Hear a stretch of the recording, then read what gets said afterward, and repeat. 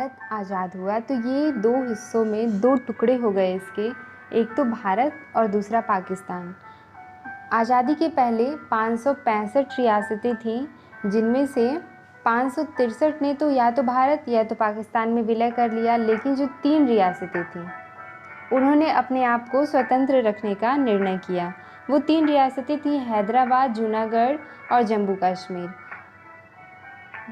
तो जम्मू कश्मीर की स्थिति उस समय आर्थिक और भौगोलिक स्थिति जो थी वो अच्छी नहीं थी, और यही स्थिति का फ़ायदा उठाया पाकिस्तान ने।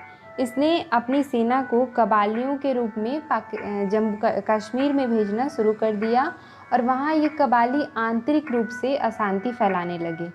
तब उसके बाद इनको वहाँ के जो राजा थे, कश्मीर के राजा उस समय थे राजा हरि सिंह, और ये इनको फिर धमकियाँ भी मिली कि अगर आपने विलय नहीं कराया पाकिस्तान में कश्मीर का तो हम हमले करेंगे कश्मीर के ऊपर। फिर ये राजा हरि सिंह जो थे वो दिल्ली चले गए।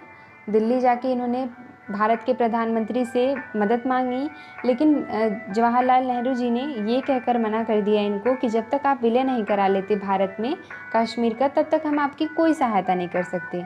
हालांकि इनके पास, राजा हरि सिंह के पास व्यक्तिगत रक्षा के लिए कुछ सैनिक थे, लेकिन वो इतने पर्याप्त नहीं थे कि वो पाकिस्तानी सेना से लड़ सकें।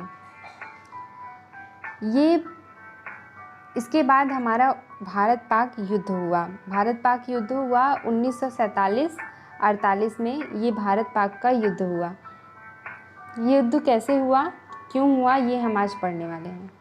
क्यों हुआ ये तो आपको पता चल ही गया होगा अभी तक, और कैसे हुआ ये पढ़ते हैं। ये युद्ध शुरू हुआ था 22 जनवरी 1947 को और ख़त्म हुआ था 5 जनवरी 1949 को। ये युद्ध 1 साल 2 महीने और 2 हफ्ते तक चला था। युद्ध का घटनाक्रम कुछ इस प्रकार था कि 22 अक्टूबर के दिन पेशावर में 20,000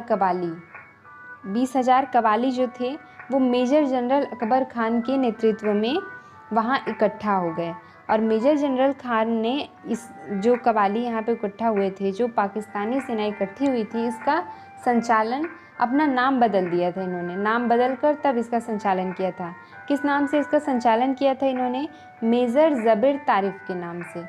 मेजर ज़बिर तारिफ़ के नाम से इसका कबाली सेना का संचालन किया इन्होंने। ये सब कब हुआ? 20 अक्टूबर के दिन। अब 22 अक्टूबर को जो कबाली सेना थी मेजर ज़बिर तारिफ़ के नेतृत्व में, ये डोमेल से 100 मील दूर थी अभी और श्रीनगर की तरफ बढ़ रही थी। 25 अक्टूबर को महाराजा हरि सिंह अपने पूरे परिवार के साथ जो दिल्ली गए हुए थे वो वापस आ जाते हैं जम्मू, और अपने जो इनके सेवक हैं उन सेवकों से कहते हैं कि अगर भारत हमारी मदद करने के लिए सेना भेजता है तब तो ठीक है, लेकिन अगर नहीं होता है ऐसा तो आप मुझे नींद में ही मार दीजिएगा। हालांकि ऐसा कुछ हुआ नहीं था। भारत ने अपनी सेना भेजी थी इनकी मदद करने के लिए, और सेना तब भेजी गई जब विलय हो गया कश्मीर का, भारत में विलय हो गया, तब पंडित जवाहरलाल नेहरू जी ने भारत की सेना को भेजा था यहाँ पे जम्मू कश्मीर में। 26 अक्टूबर के दिन विलय हुआ था कश्मीर का भारत में, और महाराजा हरि सिंह ने हस्ताक्षर किया था विलय पत्र पे। उसके बाद हस्ताक्षर करके इन्होंने जो सत्ता थी वहाँ की वो शेख अब्दुल्ला के हाथ में सौंप दी। 27 अक्टूबर को कर्नल रंजीत राय के नेतृत्व में प्रथम सिख बटालियन को भेजा गया, और ये कश्मीर में पहुंच गई। ये सिख बटालियन जो थी ये कश्मीर में पहुंच गई, लगभग 9:30 बजे तक ये कश्मीर में पहुंच गई थी। शत्रु सेना अभी अब तक बारामुल्ला पहुंच गई थी, और प्रथम सिख बटालियन जिसका नेतृत्व कर्नल रंजीत राय कर रहे थे, ये और जो कबाली थे यानी पाकिस्तानी सेना, इनके बीच पहले मुठभेड़ हुई, और पहले ही मुठभेड़ में जो कर्नल रंजीत राय थे इनकी मृत्यु हो गई। अब जैसे ही लीडर की मृत्यु हुई तो पूरी भारतीय सेना थोड़ी डरी तो नहीं, वो लेकिन पीछे हटने लगी। पीछे हट के वो पठानकोट में तैनात हो गई, और फिर वहाँ के जो हवाई पट्टियाँ थीं उनकी दशा बहुत ख़राब थी, लेकिन इसके बावजूद वहाँ 30 वायुयान डकोटा जो थे 30 वायुयान वो प्रतिदिन 50 से 60 उड़ानें भरते थे।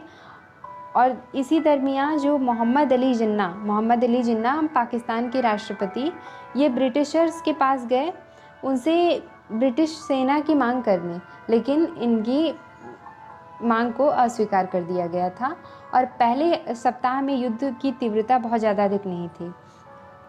फिर 29 अक्टूबर को भारतीय सेना के लिए एक नए लीडर आए, वो ब्रिगेडियर LP सेन। अब इनके नेतृत्व में सेना की डोरी को इन्होंने 4 मील पश्चिम में लगा दिया, जहाँ पे चलातुंग सलातुंग का युद्ध हुआ और यहाँ पे भारतीय सेना विजयी रही। अब 7 नवंबर 1947 को वायुसेना, थल सेना, तोपखाने, कवचधारी सेना, इन सब के साथ भारतीय सेना ने भारी आक्रमण कर दिया शत्रु सेना पे और इसका परिणाम यह निकला कि 472 कबाली मारे गए और भारी मात्रा में शस्त्र, गोला बारूद ये सब बरामद हुआ। इसके बाद शत्रु सेना भागने लगी और भारतीय सेना इसका पीछा करने लगी।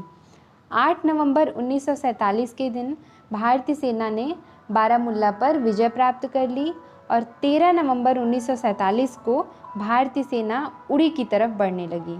14 नवंबर को ये उड़ी पहुंची और वहां पर भी इसने विजय प्राप्त कर ली। इसके बाद विचारों और भावी योजनाओं में मतभेद होने लगा और ये निर्णय नहीं ले पा रहे थे ये लोग कि भारतीय सेना पुंछ की ओर बढ़े या फिर डोमेन की तरफ। नवंबर आते आते अंत नवंबर तक भारतीय सेना जो थी वो, शत्रु सेना तो भाग ही रही थी, लेकिन भारतीय सेना ने इसका लाभ नहीं उठाया। दिसंबर 1947 में बहुत ज़्यादा नुकसान हो गया था दोनों, भारत को भी और पाकिस्तान को भी। भारी हिमपात होने की वजह से कार्रवाई थोड़े दिनों के लिए या फिर ये कहें कि टाल दी गई थी कार्रवाई। फिर मई 1948 में जो शत्रु सेना अभी तक भाग रही थी, अब वही शत्रु सेना ने लेह पर आक्रमण कर दिया और वहाँ लेह में कुछ सैनिक भी हमारे फंसे रह गए। फिर भारत ने वायुसेना का प्रयोग किया और वहाँ से लेह से शत्रु को भगा दिया, लेह को शत्रु से बचाया। उसके बाद नवंबर 1948 तक जो जिल्ला दर्रा और कारगिल, इन दोनों जगहों पर भारतीय सेना ने विजय प्राप्त की और लगभग 15 महीने बाद